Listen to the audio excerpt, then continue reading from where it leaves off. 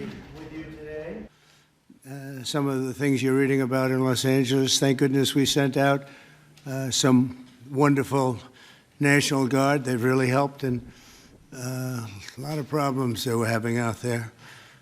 They were afraid to do anything, and we sent out the troops, and they've done a fantastic job. So I want to thank them very much.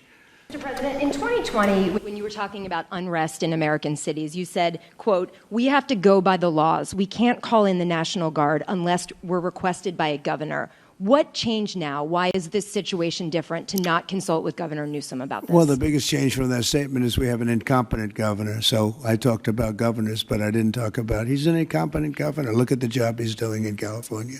He's destroying one of our great states. And if I didn't get involved, if we didn't bring the Guard in, and we would bring more in if we needed it, because we have to make sure there's going to be law and order.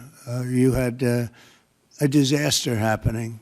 And they now admit it was a disaster. I watched the chief yesterday, who's a good man, by the way, and he said, "Well, we're lucky we did this because they were overwhelmed. You saw what was happening." So we did the right thing. Everybody agrees to that. But you have a governor who let the city burn down, didn't want water. But it's lucky for the people in Los Angeles and in California that we did what we did. We got it just in time. It's still simmering a little bit, but not very much. Yeah, please.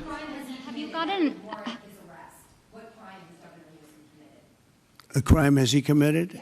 I think his primary crime is running for governor because he's done such a bad job. What he's done to that state is like what Biden did to this country. And that's pretty bad. It's the wrong philosophy. Right around the time that we were walking in here, the governor and the state attorney general said that they're going to sue you for sending the National Guard in. They're saying there's no invasion, there's no rebellion. The president is trying to manufacture chaos and crisis on the ground for his own political ends. Federalizing the California National Guard is an abuse of the president's authority under law. Well, you know, it's interesting. You watched the same clips as I did. Cars burning all over the place, people rioting. And by the way, we stopped it.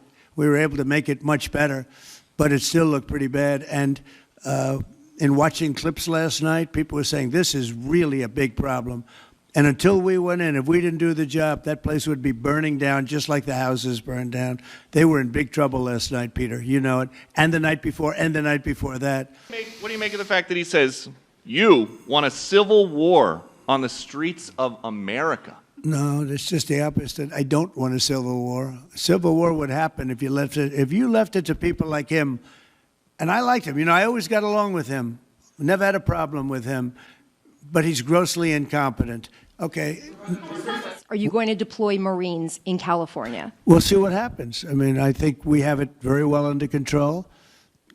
I think it would have been a very bad situation. It was heading in the wrong direction.